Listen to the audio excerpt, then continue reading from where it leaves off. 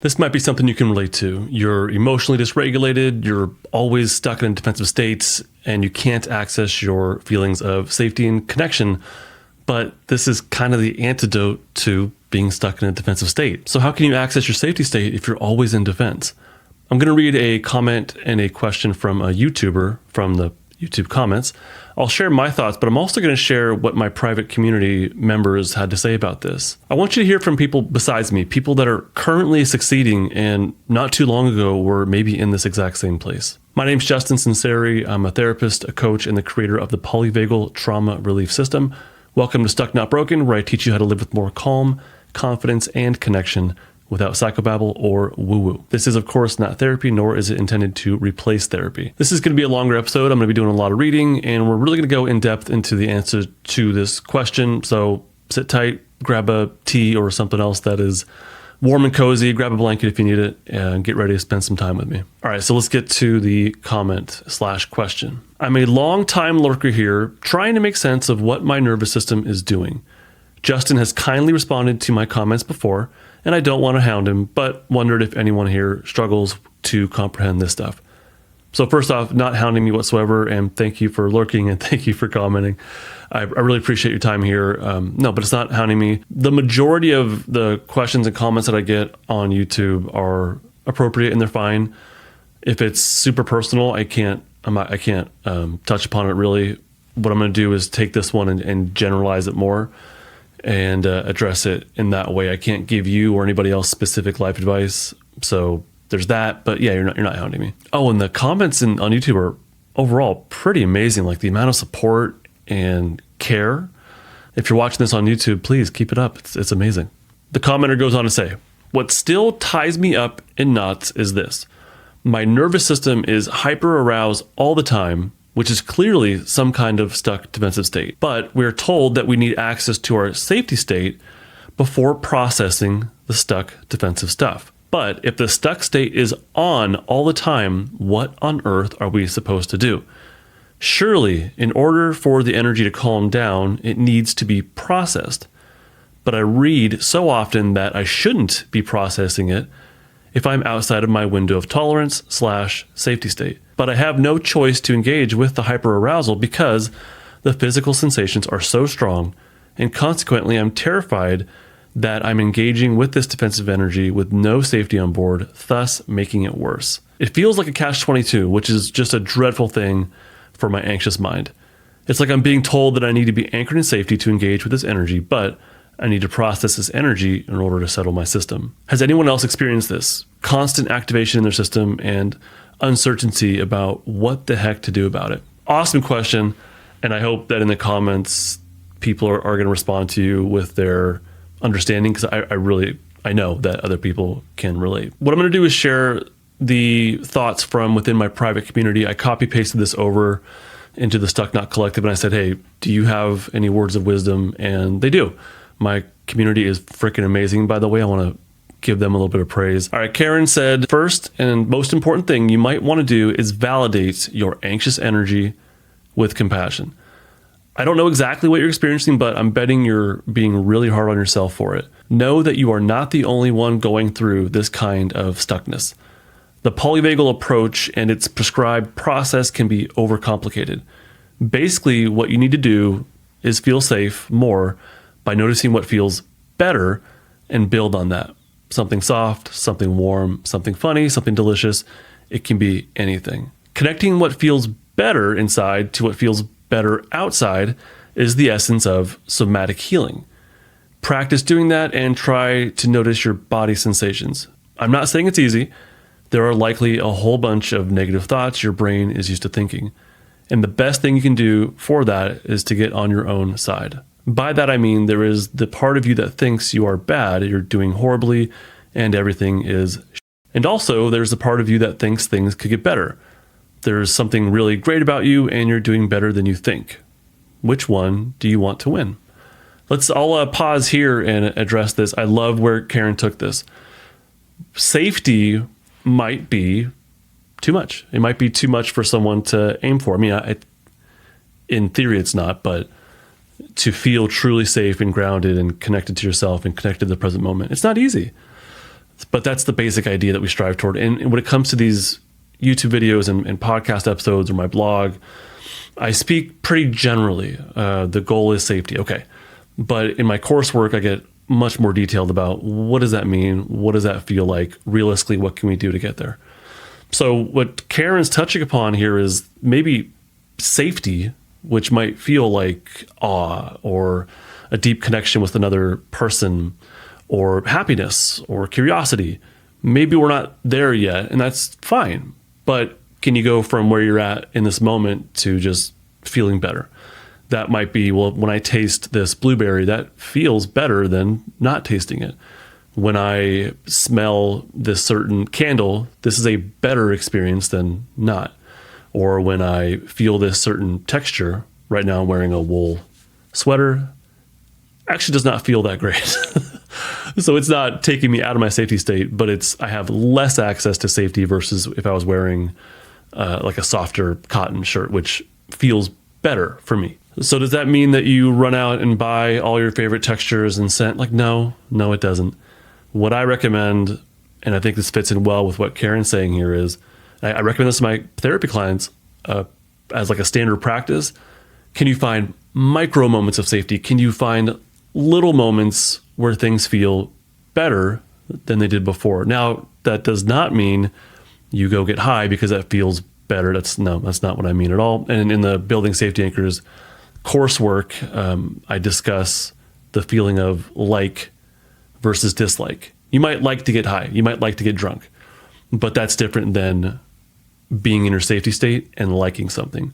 That's different than tasting a strawberry mindfully and having an experience of like. Okay, so getting high and numbing out is not the same as mindfully experiencing something in the present moment. So to sum up my thoughts to what Karen put forward so far, micro moments of what feels better than not. That might not be pure safety, and that's fine, but it's a step in that direction. As you repeatedly do those micro moments, you might notice that the window of safety gets deeper or wider as you keep practicing it and feeling your safety state activation. You might notice that it's easier to access it. It gets stronger over time, and then the capacity to notice and allow and be in your defensive states compassionately opens up more and more and more. Oh, and I also love how Karen touched upon the idea of validation. That's something I've talked about here on the podcast, but also in the community. We talk about that a lot. There's this 3-step process I do also with my clients: validate, normalize, give permission. Can you validate how you feel? I feel anxious. I feel overwhelmed. I feel frustrated. That's validation. It's just acknowledging what you feel. Can you normalize it? That means, does it make sense why I feel this way? I feel anxious. I feel anxious probably due to my life context, or I feel anxious because this nervous system stuff is freaking confusing and I'm fed up. There's a couple pieces of validation there. And then can you give yourself permission to feel it? I feel anxious because this nervous system stuff's so confusing, and it's okay for me to feel that way. That 3-step process, validate, normalize, and give permission, can just help reduce the intensity of what we're going through. So can you do that and then do a micro moment of safety? Okay, Karen's second part, she says, also, Karen, I like how she brought in, look, there's 2 things that are happening. She actually validated there's 2 things that might be happening here. One of them is frustration, anxiety, overwhelm, or defensive activation. But there's also some good stuff happening here. There is some level of safety in our system. If we're taking in and critically thinking and learning, we don't do that without the safety state being active at least a little bit.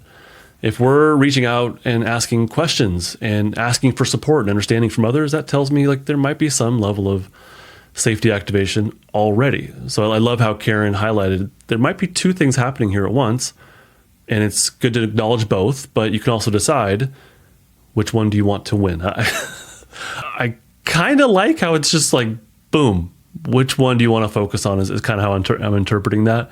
Can you acknowledge both, but then focus on one? I like that a lot. Although there is definitely, it's not a competition, and ideally, ultimately, eventually, we want to get to a point where we can allow defensive activation with safety. These things can happen at the same time, and they'll balance each other out. All right, Karen goes on to say, secondly, a safe way to discharge some of the energy would be exercise.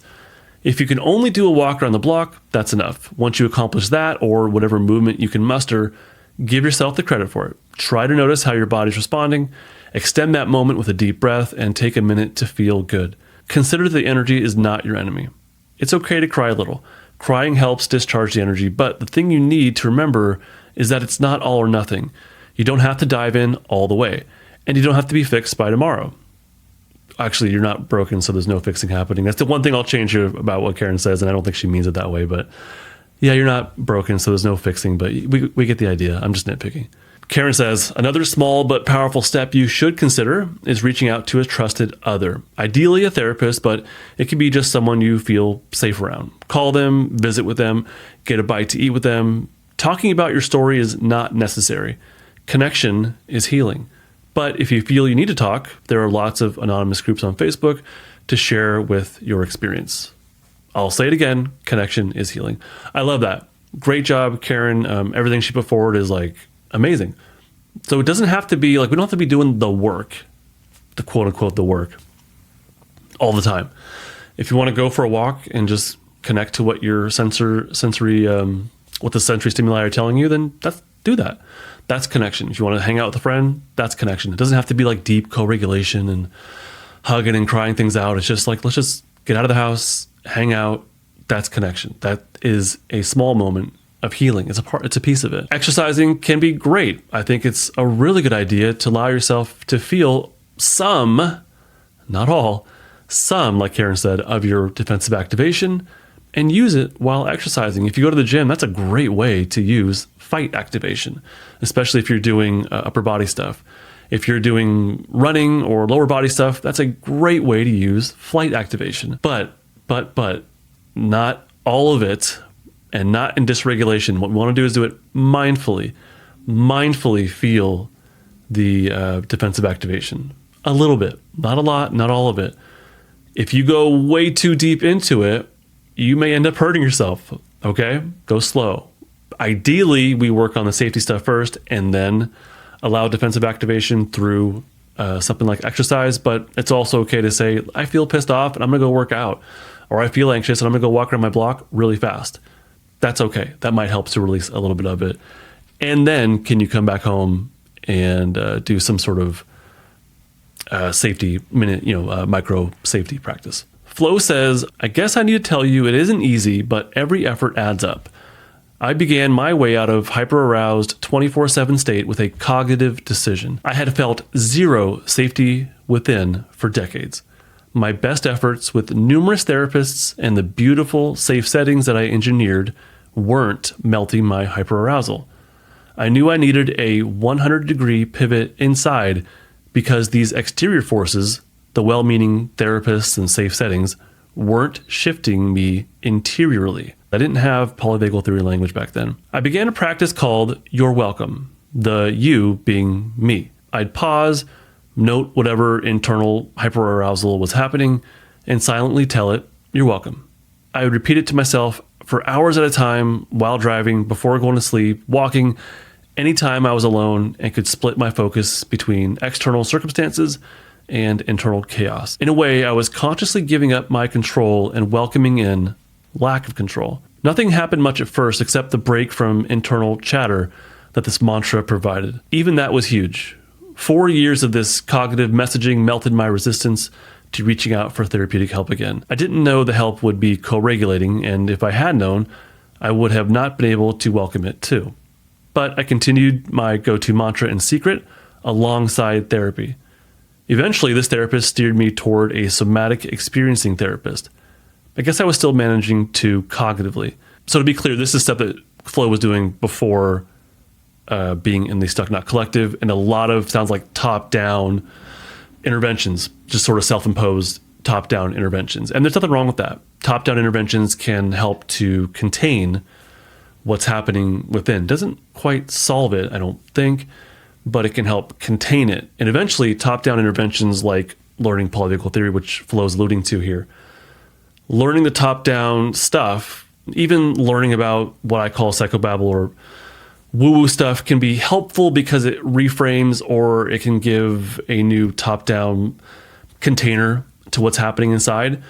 My first book, Stuck Not Broken, book 1, is all about top-down information and building a new, short, simple self-narrative as a first intervention of just like top-down containing and thinking about things differently, I think it's fine. And that's kind of what Flo was alluding to. But now she's saying that she went to an SE therapist. So she said, the SE therapist helped me begin my journey into my body in front of someone. So hyperarousing, but years of knowing a 180-degree turn from my best efforts was necessary and good. I willed myself to lose control in front of this therapist. This began my journey into polyvagal theory, not cognitively, but somatically. My own journey toward welcoming co-regulation is slow, achingly slow, but it's as fast as my nervous system and limbic system will allow. I hope to welcome and feel the joy of a co-regulator before I die. That's how far my timeline extends.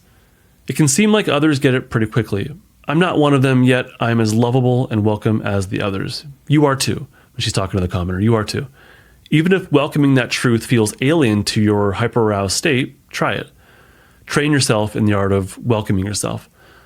I like this a lot. This is a lot of top-down intervention kind of stuff at first, but it sounds like push Flo toward the point of being more open to what's happening within her. And then that took her to a somatic experiencing practitioner, which then brought her to her inner world. So I guess the point to pull from this might be top-down validation, top-down recognition of what's happening within you, top-down understanding, polyvagal theory, top-down knowledge might be helpful. The commenter, it sounds like you're kind of on that path already and really trying to figure these things out. So that top-down knowledge stuff, I think, is really useful. And if we're asking, like, how do I make sense of this, or what's the next step, that's a really good indication that something's happening within us that's moving forward still. Even if we feel frustrated and fed up, to me, that's a good indication that there's still momentum forward. It's just stuck. So having the top-down knowledge can help open up an avenue to get unstuck. Thank you, Flo, for your answer. All right, the next answer comes from someone, she calls herself Love Day. She says, oh, bless, so with you on this.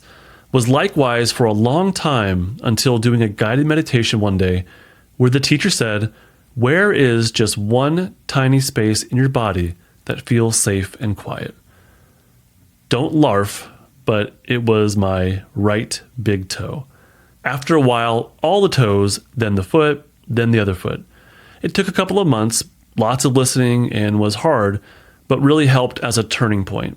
I zoned out most of the rest of the body scan at first, but knowing there was even a square inch that felt okay, changed the freeze to stuck with one safe bit, which somehow gave me hope and changed the mindset. It was a Blue Star Yoga Nidra body scan. Sorry if I mispronounced that. Thank you, Love Day. The idea here would be, it can't all be defense, I guess, is what to pull from this. Is there a spot in your body that feels safe, or at least less defensive, or maybe just it's there and it's okay with it? That might be the place to start, according to at least Love Day. That was her experience, was, oh, there's something happening within me that's not all defense. The way I would work it with my clients would be, let's find a reference point for safety. That could be a memory. That could be imagination. Usually that's the kind of the go-to. Or just ask them, hey, what helps you feel less crummy? And that might be a sensory kind of thing. Can we take that thing and then amplify it and turn it into an actual micro moment of safety? So being alone for someone in shutdown, that feels better than not being alone. Okay, great. Does that mean you isolate yourself forever? No, it doesn't. Does it mean you turn the lights off and cut everybody out of your life? Of course not. But can you mindfully be alone with less stimulation? Yeah. Like that would be closer to safety than not. And that would also give us, now we have a reference point for safety that we can build from and we can enhance. The next answer comes from Mandy. Mandy says, my experience of this is that I needed a safe other therapist. Well, a few trusted therapists and a small group of reliable, loving people around me, which I didn't realize I needed until I had it, in order to really start to process what was causing the ever-present hyperarousal and learn how to live alongside it a bit more. I am absolutely still there, still learning, still agitated a lot, still doing behavioral adaptations, and can see many glimmers and changes. It's both and, as it is for most humans, I think. I like what Mandy's bringing up here, which, or at least what I'm pulling from this, is that it's not either or. I know that we talk about it, and myself included, we talk about this stuff as if you're always in defense or always in safety, or you're accessing your safety state and therefore defense like goes away. But that's not the reality of it. It just makes it easier to talk about, especially here on like a YouTube video or podcast episode. The reality is it's much more complex than that. And these things can exist at the same time. It's not just defense or just safety. It might be some defense and some safety. And that's okay. That's very much a normal part of the process, is to realize that we have the capacity for both of these things. Eventually, once we have both of these things active, they can exist at the same time.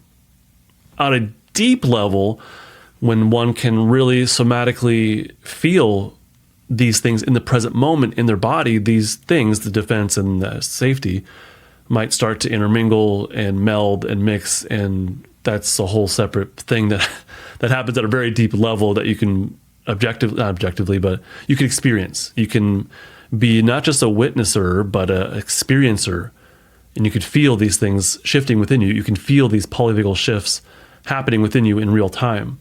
But that's really when you have a strong anchoring in safety, and not really before. So before we even get to that point where we can allow both of these things at a deep level and somatically feel and witness and experience these things shifting, we have to feel a little bit of safety first and build that up, and then eventually safety and defense, and kind of pendulate back and forth between them. And then eventually we get to a point where they really intermingle and meld together and create something different. The all or nothing thinking is not super helpful. And on my end, as I talk about these things in pretty stark, cartoony terms, that might reinforce it. And it's not my intention. But when learning these things, especially at the beginning, it's helpful to have that contrasty kind of feel to it, to understand like, oh, I can be in defense. I can also be in safety. But that's at the outset. As you get deeper into this stuff, especially as you start to feel what's happening within you, that cartoony, one-dimensional way of speaking, it loses its value over time. And eventually you see that these things can exist at the same time and eventually like intermingle. It still helps, I think, to talk about them like this, but it's obviously more complex than that. Even when it comes to safety, I talk about safety as like safety, but really it's a spectrum of safety. We can have maybe zero safety, which I don't think is possible, but we'll just to conceptualize, we'll talk about zero safety, which would be, I don't even know what the hell that would be. We could have a little bit of safety, which might be like, I can feel it in my big toe, my right big toe, but nowhere else.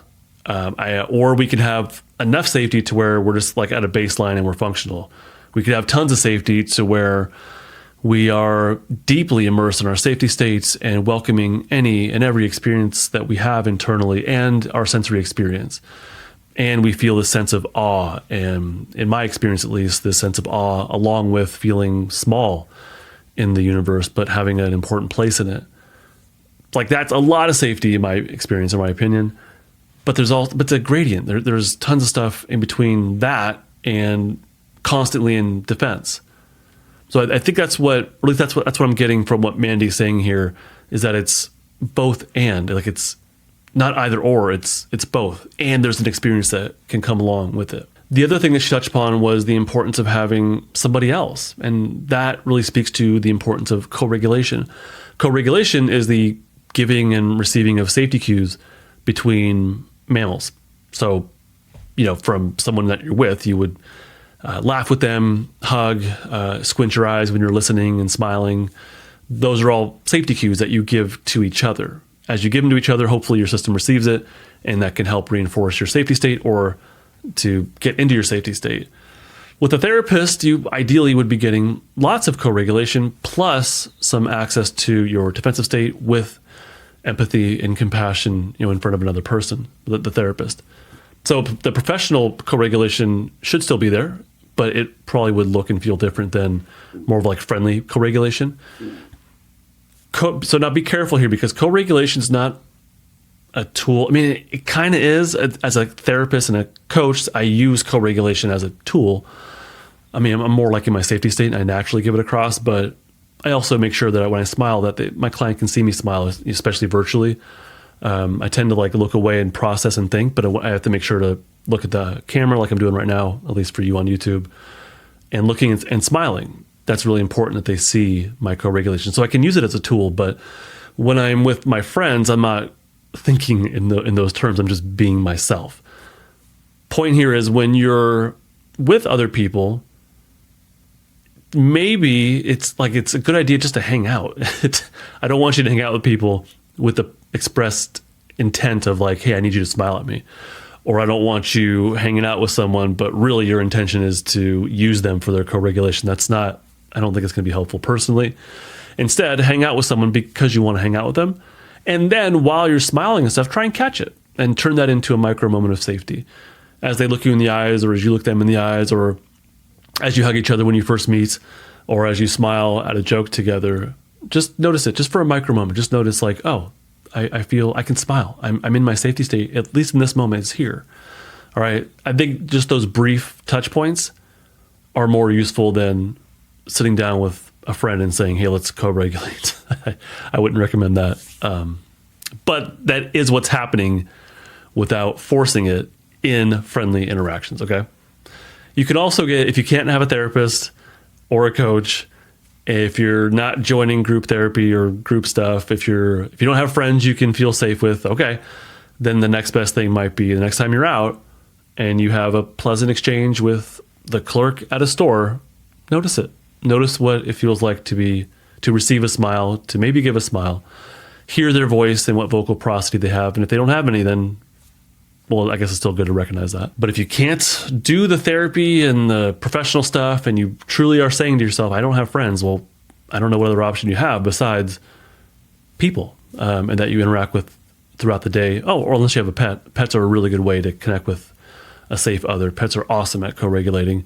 So the way you would do that is by smiling at your pet, letting yourself do the, high-pitched vocal prosody, sing-songy pet voice. You can do that. If you can do that, that means you have access to your safety state. If you can look your pets in the eye, that means you have access to your safety state. That means you're receiving co-regulation, most likely, and giving it. These are all really good things. So mindfully experience it, enhance it, maybe through a walk outside if you have a dog, or I guess if you put your cat on a leash, you can do that. Some people do that. But that's kind of your options. I've recently had a couple sessions where people were ready for more connection. They said, I'm ready. They felt that impulse to connect from their safety state. I'm ready to connect with somebody else, but I don't know who. I don't really have people in my life that I can do that with. So with one client, actually with both clients, what we decided was that it might be a good time to reconnect with people in your life at a deeper level. And that doesn't mean like deep emotional, you're crying together. That just means instead of chit-chatting through text, maybe it's time to give them a phone call. Or instead of a phone call, maybe it's time to meet up for lunch. Or instead of that, maybe you plan out and say, hey, I want to go to this convention, this random convention. Do you want to come with me? One of my clients got super excited about that. She loved the idea of going to random conventions and just chit-chatting with people at their booths about and learning something, but then bringing an acquaintance or a peer or a coworker along with her so that she could spend time. That was her, like she was stoked about this idea of connecting with someone in a deeper way, but also getting out of the house, finding novelty. All of these for her that fed her impulse to connect. So if you're interested in that kind of thing, you can do connections with meetup.com. There's Bumble for friends. I would not recommend hookups with people, random sexual encounters, that kind of stuff is not the kind of connection I think that's going to feed you. Instead, we want to have more meaningful connections that are hopefully long lasting, but it might just start off as like acquaintance, and that's okay. The next reply from my community comes from Beth. Beth says, I came to polyvagal theory after getting some semblance of safety. In the beginning of unstucking, I built my safety state through co-regulation with my therapist. She only had rudimentary polyvagal theory knowledge, but she didn't need to know any of it. She just needed to be safe for me. So again, Beth speaks to the importance of co-regulation, of connecting with someone that is in their safety state and able to offer those co-regulation pieces. Your therapist or your coach or whatever professional you're working with, ideally they're offering safety cues, even if they're not aware of the polyvagal theory knowledge and like the biology underlying that. That's not super necessary.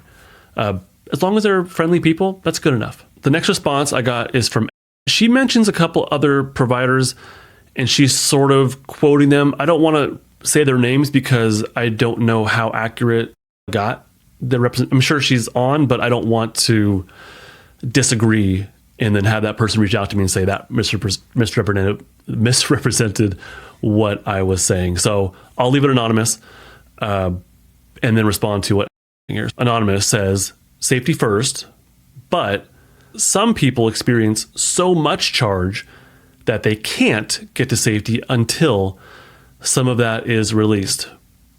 I get it. I don't quite agree. Here's my rationale. If somebody is showing up to therapy or coaching or a webinar or a seminar or a retreat, they might have tons of defensive state activation, but they're there.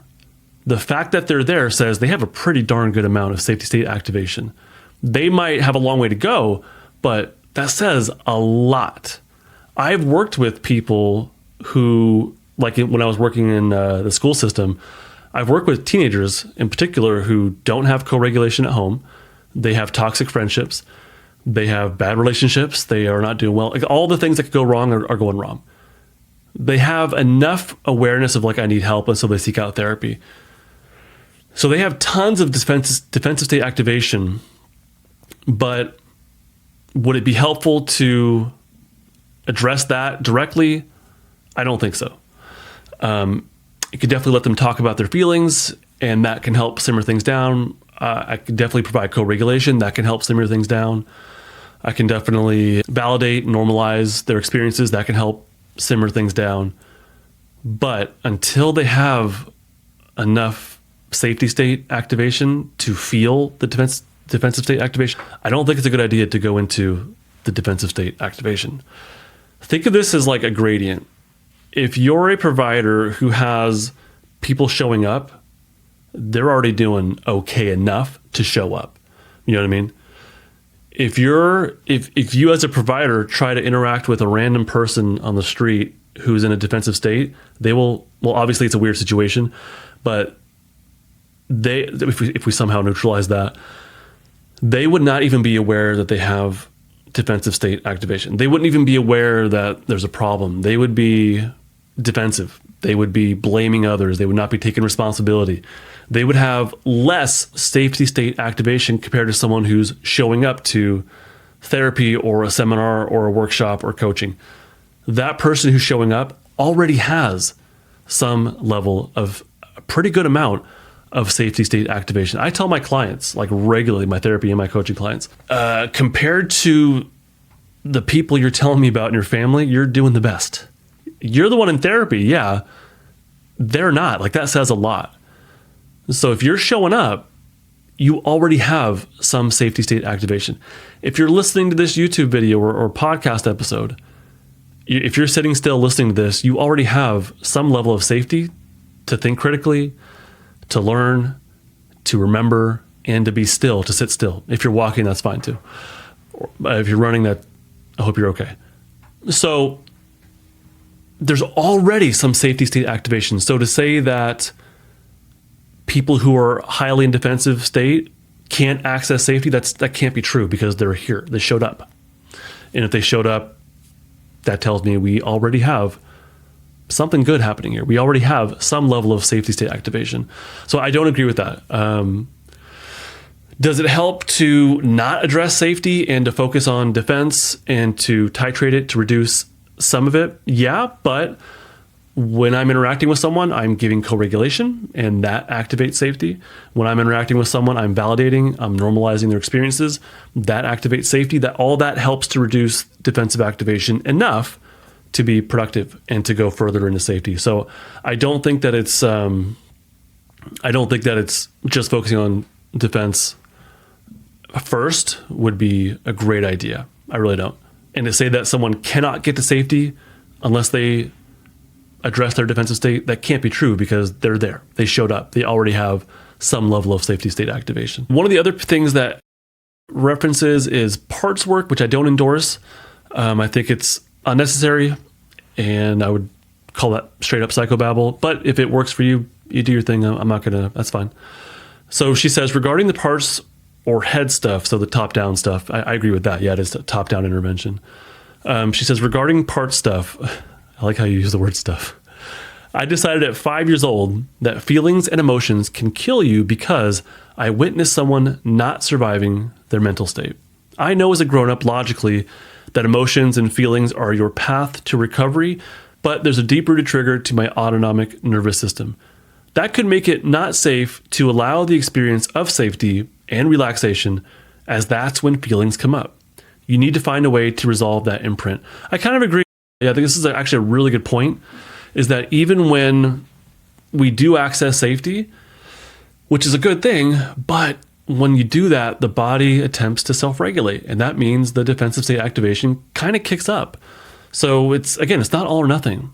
So when you access safety, it's very common for someone to access safety, feel it, experience, immerse in it, and then they say, I feel sadness too, or I feel grief, or something comes along with it. And that might be old stuff. It probably is old stuff.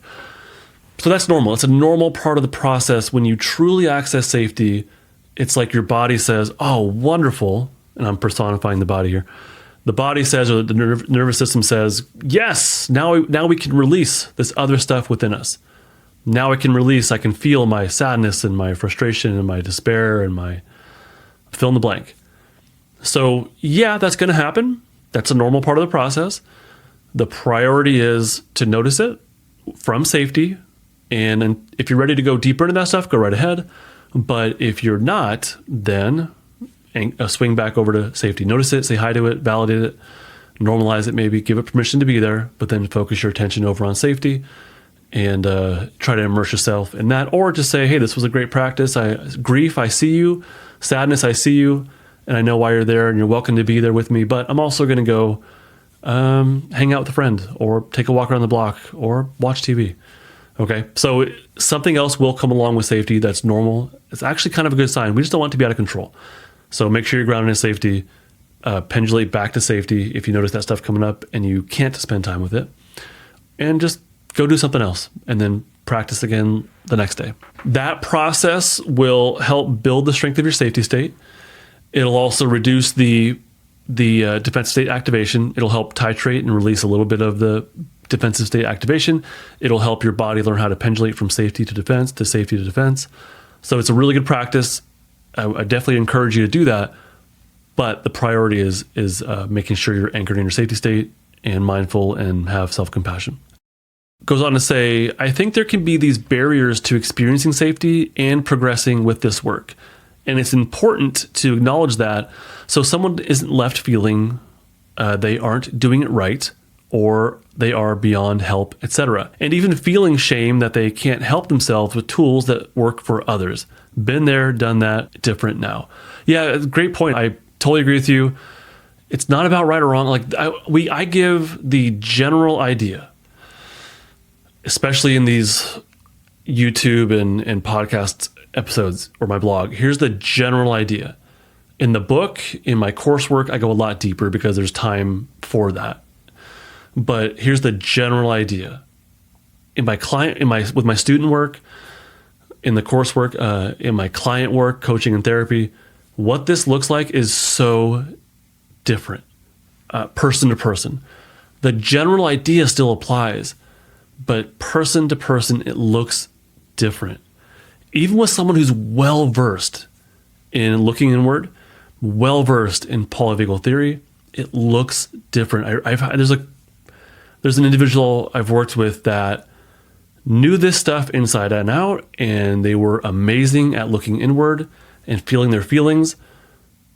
So from the outside looking in, they're doing great, but their symptoms, their presenting problem, whatever you want to call it, they were not alleviating. The anxiety, the depression, the fear, the anger, all that stuff was not going anywhere.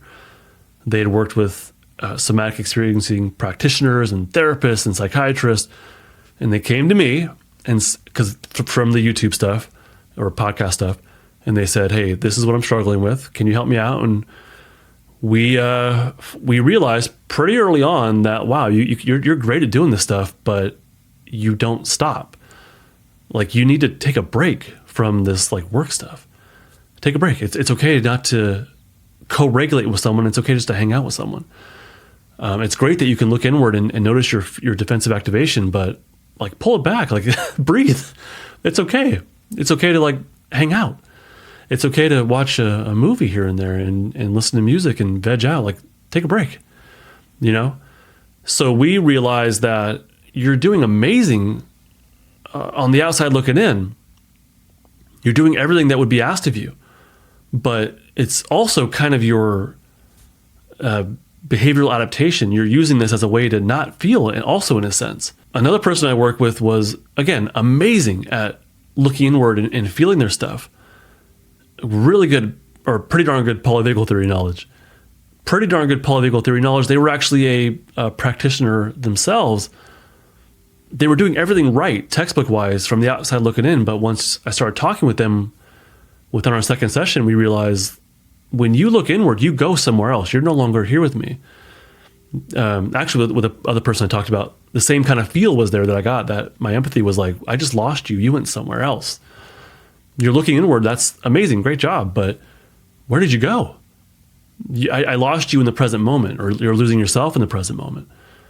So yeah, you're doing all the pieces, but that's also like your behavioral adaptation. You're also sort of, with the second person I'm talking about here, there's a level of dissociation that's happening, and you're cutting yourself off.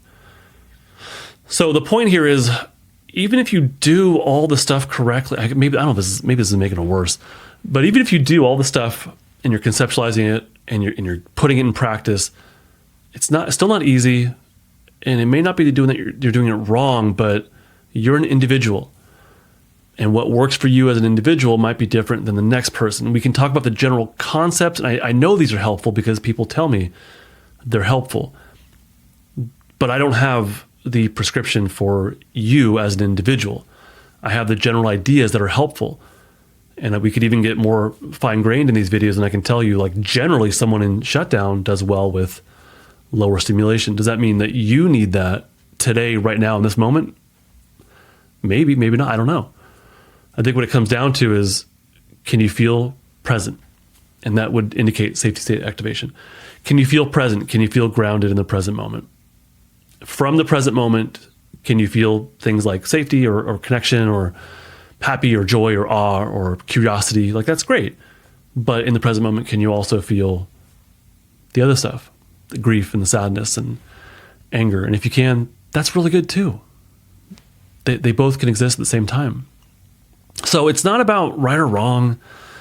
And I guess the point here is, even if you're doing it right, quote unquote right, that doesn't mean that we have figured out, or that you have figured out for yourself, what that looks like.